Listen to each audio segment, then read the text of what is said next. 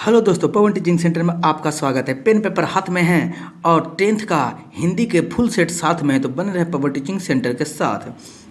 हम लोग इसके पहले पार्ट 2 में क्वेश्चन नंबर 61 तक कर चुके थे। आज हम लोग पूरा सेंचुरी लगाने वाले हैं, यानी कहने का मतलब आज हम लोग हैट्रिक मारने वाले हैं। तो हम लोग क्वेश्चन नंबर 62 से चलते हैं। तो क्वेश्चन नंबर 62 में क्या करा, 62 में क्या करा, मंगू को लोग कहाँ भर्ती करने की सलाह देते थे? गौशाला में, पाठशाला में, कारागार में या अस्पताल में? तो ये तो आप भी बता दीजिएगा, कहाँ भर्ती करल कहेगा? अस्पताल में भर्ती। गौशाला में क्या जानवर है गौशाला में भराएगा? पाठशाला में क्या भर्ती करवाता है? पाठशाला में तो एडमिशन होता है। कारागार में होगा, कारागार में क्या जेल में भेजेगा? नहीं, तो हो जाएगा कौन? अस्पताल में। हीराकुंड बांध किस नदी पर है? ओ माय गॉड, यही एकदम सिंपल सा सवाल है। आप देखे होंगे तो ये आपको समझ में भी आ गया होगा। अगर आप पढ़े होंगे तो 63 का आप आंसर आसानी दे सकते हैं कि हीराकुंड बांध कहाँ है? महानदी पर स्थित। हीराकुंड बांध कहाँ? एसएसटी में ये पढ़ने का भी है, आप ज्योग्राफी में पढ़े होंगे एसएसटी में। करा प्रश्न संख्या 64 में करा, निम्नलिखित में भाववाचक संज्ञा कौन सी है? निम्नलिखित के भाववाचक संज्ञा कौन सी है? तो क्वेश्चन नंबर 64 के क्या? शत्रुता, वीर, मनुष्य, गुरु। इनमें से भावनात्मक संज्ञा क्या है? 64 का आंसर हो जाएगा कि भावनात्मक संख्या क्या है, तो आप 64 का आंसर दे सकते हैं ए। इसमें भावनात्मक संख्या क्या है? शत्रुता है, जो भावनात्मक है। भावना से पता चलता है कि उसमें मेरा दुश्मन है, क्रोध है। अब वीर भावना से पता नहीं चलता, आपको करके दिखाना पड़ता। मनुष्य भावना से पता चलेगा, होना चाहिए मनुष्य। गुरु भी भावना से होता है, इसमें नॉलेज ज्ञान में होना चाहिए। तो भाई शत्रुता क्या है? भावना का भाववाचक संज्ञा। सुगंध में निहित उपसर्ग है। सुगंध में कौन सा जो उपसर्ग है जो क्या है? निहित है। तो इसका आंसर क्या होगा? जो हम लोग देखते हैं पहले स्व, स, सु, स्वा। तो क्या है? स्वर्ग में उपस्वर्ग कौन है? सु। अगला स्वर को ही सु कहते हैं। सु प्लस गंध, सुगंध हो जाएगा। तो ये सु जो कहलाएगा तो क्या कहलाएगा? उपस्वर्ग कहलाएगा। तो इसका 65 का आंसर क्या हो जाएगा? सी हो जाएगा 65 का आंसर। हम लोग आगे पर चलने का प्रयास करते हैं। प्रश्न संख्या देते हैं 66। 66 प्रश्न संख्या देखते हैं। करा, अन्वय का संधि विच्छेद क्या होगा? क्वेश्चन नंबर 66 में कहा अन्वय का संधि विच्छेद क्या होगा? तो अनु प्लस ऐ क्या कहलाता है? अन्वय कहलाता है। तो 66 का आंसर क्या हो जाएगा? ए हो जाएगा।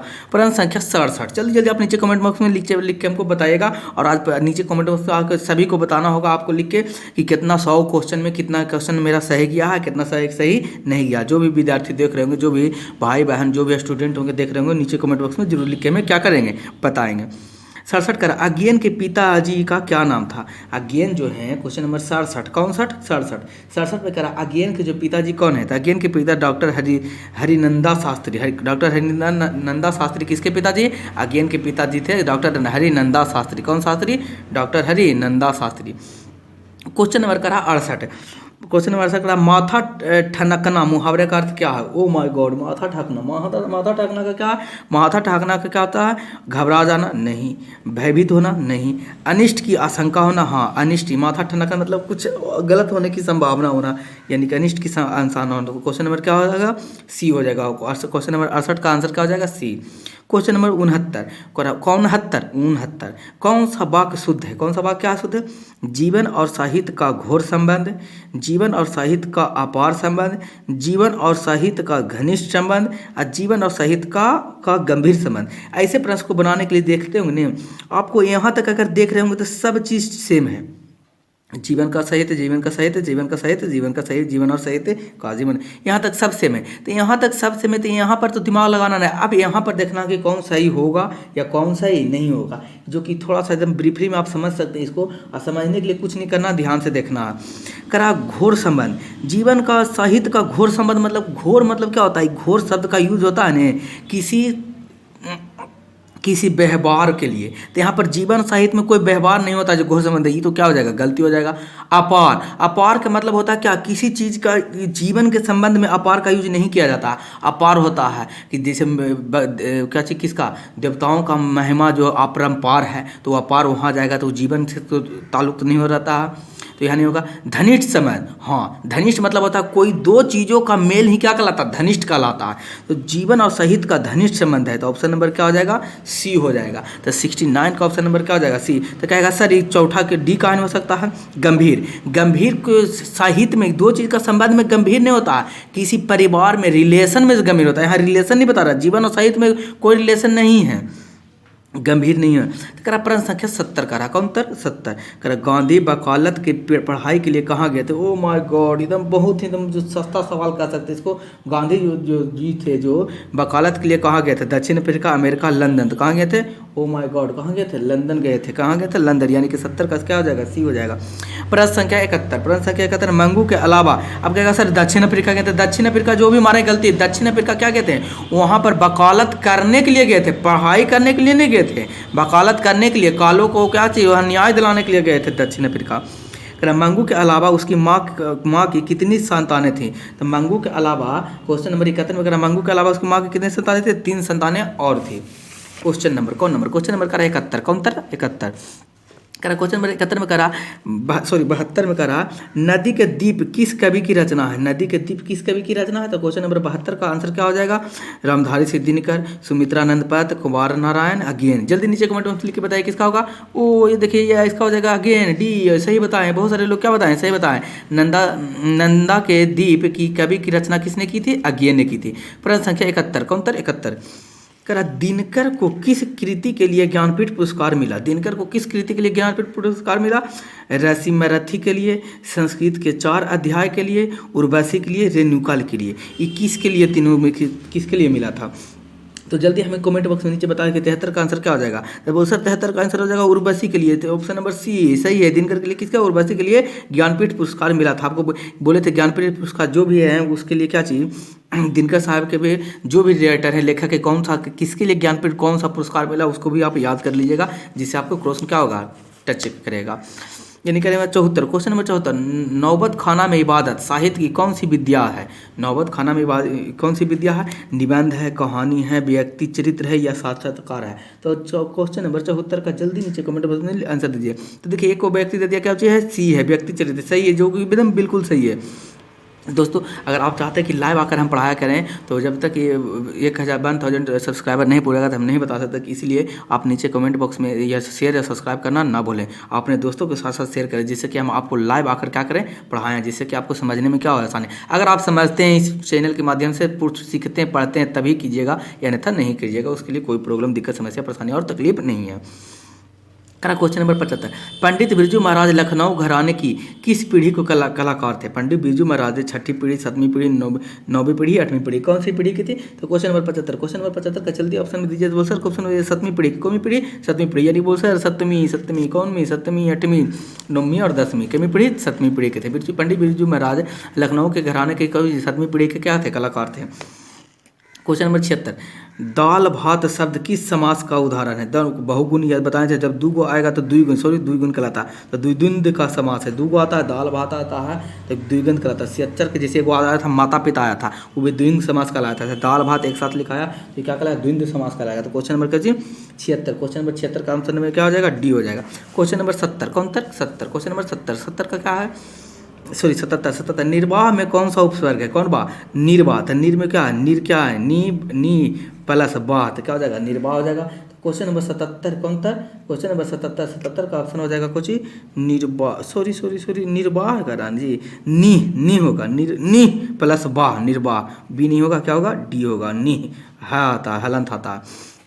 क्वेश्चन नंबर 78 कौन 78 करा गमन, कौन, गमन शब्द को विपार्थिक बनाने के लिए आप किस उपस्वर्ग का प्रयोग करेंगे। गमन शब्द का विपार्थी यानी कि इसका विपरीत शब्द बनने के लिए कौन सा शब्द का उपयोग कर रहे हैं, उपगमन कहेंगे या आगमन कहेंगे या प्रतिगमन कहेंगे या तो अनुगमन कहेंगे, कौन सा यूज करेंगे। तो क्वेश्चन नंबर 78 के क्या हो जाएगा, आंसर क्या हो जाएगा, आगमन। गमन मतलब जाना, आगमन मतलब आना, यानी कि विपार्थी उल्टा शब्द हो गया उसका।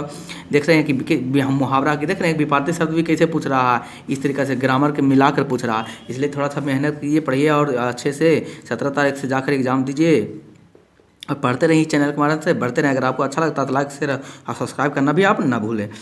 दशानंद में कौन सा समास है, दशानंद में कह रहा है कि कौन सा समास है। तो दशानंद में बहुविध समास है, कहा कि क्या है 10 मतलब कुछ 10 से भुजा वाले को कहते हैं दशानंद कहते हैं, तो बहुत सारे इसलिए बहुविहीन कहलाएगा। क्वेश्चन नंबर 7 ज्ञानेदय, ज्ञानेदय में कौन सी संधि है? ज्ञानेदय, ज्ञानेदय। क्वेश्चन नंबर 80, 80 में कह रहा है कि ज्ञानेदय में कौन सी संधि है? तो ज्ञानेदय में कौन सी संधि है?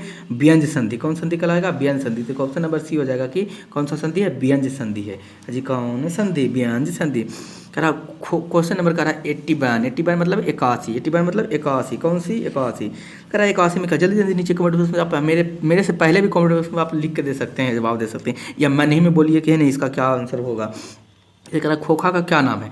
कीसु, कुसु, कासु या केसु। क्वेश्चन नंबर 81, 81 में कह रहा खोखा का क्या नाम है? जल्दी नीचे आप सोच लिए होंगे। अब हम बताते हैं कि क्या हो गया। केसु या कासु नाम था। वो सही जवाब आपको मन में आएगा, सही है तो सही टिक मारिएगा वहाँ पर बगल में कॉपी में लिख के, या नहीं मारिएगा तो कोई बातें नहीं, दिक्कत नहीं है, समस्या नहीं, परेशानी नहीं है, खाली सुन के भी आप पढ़ सकते हैं। कह रहा क्वेश्चन नंबर 82, कौन राशि? 82, 82 में कह रहा संप्रदायुक्त कृष्ण भक्त कवि कौन थे?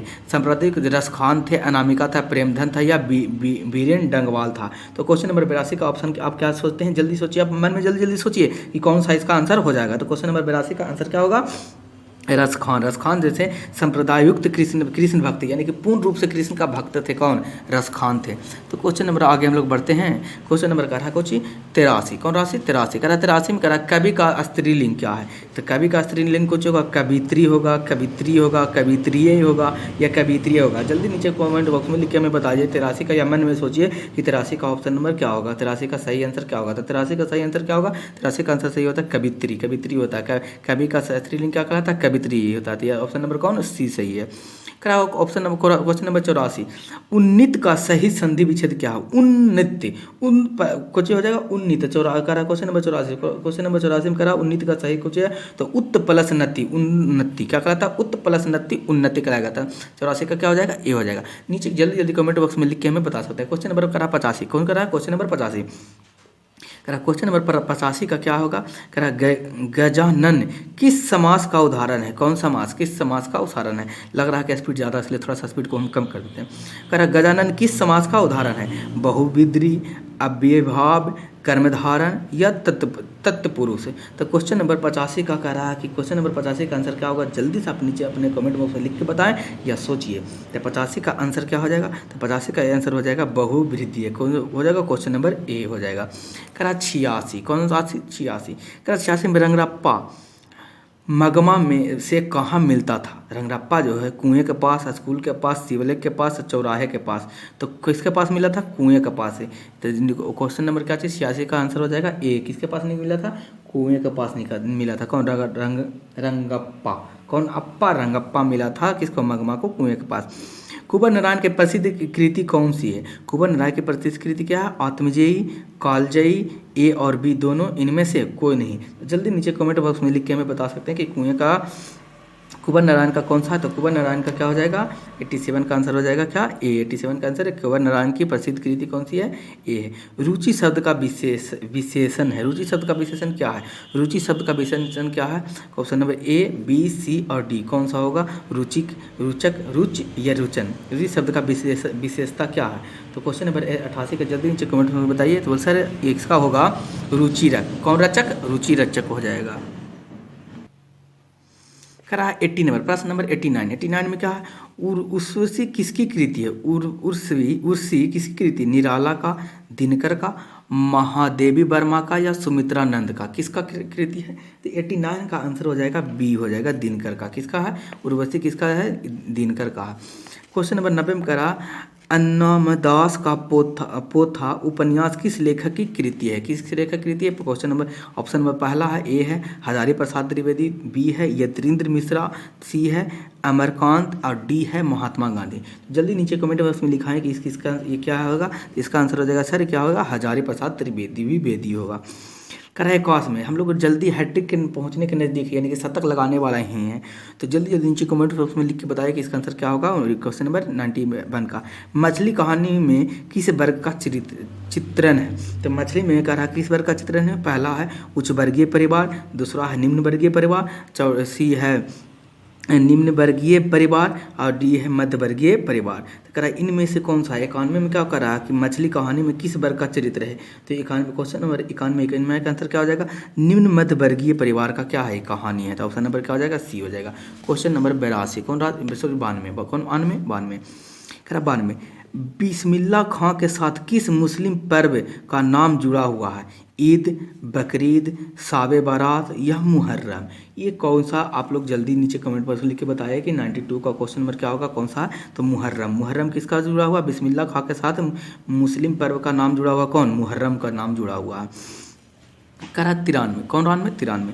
करा ला मादोमोजेल द आवेन्यू किसकी कृति, यानी कि किसकी कृति मतलब होता है रचना, है किसकी रचना, किसके द्वारा लिखा गया है? लियोनार्दो द विंची द्वारा, पिकासो द्वारा, रविंद्रनाथ टैगोर द्वारा, विंसेंट वैन गो द्वारा। इस चारों में से किन के द्वारा लिखा गया? तो जल्दी नीचे कमेंट बॉक्स में लिख के बताएं। हम बता रहे हैं आपको, बार बार कह रहे हैं कि आपके पास हिंदी के बुक है तो हिंदी के बुक के पहला चैप्टर से भी आपको 4-5 क्वेश्चन बचेगा, याद रहेगा। यानी पहला पेज में जो है कौन सा लेख है, कौन सा कहानी है, राइटर क्या है, उसके बगल में, राइटर के बगल में चाहे तो आप लिख दें, क्या चीज़ लिख दें कि कब उनका जन्म हुआ और कौची कुछ उनको मिला था। उनसे आपको कम से कम 5 क्वेश्चन बन जाएगा, हर एक सेट में बनेगा। इसलिए उसको एक बार क्या करके देख कर इस सेट के बनाए तो और अच्छा होगा। द मांचो द अवेन्यू किसकी कृति है? तो क्वेश्चन नंबर 93 का आंसर हो जाएगा कौन? पिकासो। किसकी कृति है? पिकासो की कृति है। क्वेश्चन नंबर 94, कौन 94? करा बहादुर लेखक के घर से अचानक क्यों चला गया? बहादुर लेखक के घर से अचानक क्यों चला गया? तो बहादुर ऑप्शन नंबर दे कर रहा है, ए कह रहा है कि ए क्या करा? दूसरी नौकर मिल जाने के कारण, माँ की याद आने के कारण, या स्वयं के प्रति लेखक तथा उनके घर वालों के व्यवहार में आए परिवर्तन के कारण, या उपयुक्त में से सभी। तो इन चारों में से कौन सा ऑप्शन सही होगा, जो नीचे कमेंट बॉक्स में बताएं। तो या तो ना तो उसका दूसरा नौकरा मिला था और नहीं माँ की याद आता। तो क्या हुआ था कि उसके घर के लोगों के स्वभाव में क्या हो गया था? परिवर्तन हो गया था, जिसके कारण क्या क्या वहाँ से घर से चला गया था। इसलिए उसका क्या हो जाएगा ऑप्शन? क्वेश्चन नंबर 94 का ऑप्शन सही है, सी ऑप्शन सही है। कह रहा है कौन 95? 95। कह रहा 95 में हम लोग देखते हैं कि क्या कर रहा है, प्रश्न संख्या 95। कह रहा ऐसे ही लड़के आगे चलकर गुंडा, चोर, डाकू बनते हैं। यह पंक्ति कहानी के किस पात्र ने कही है? पहला सेन साहब की धर्मपत्नी ने, गिरधर ने, सेन साहब ने या सोफर ने? ये चारों में से किसने कही थी? तो क्वेश्चन नंबर 95 का आंसर क्या होगा, जो नीचे में कमेंट बॉक्स में लिख के बता सकते हैं। 95 में क्या होता है?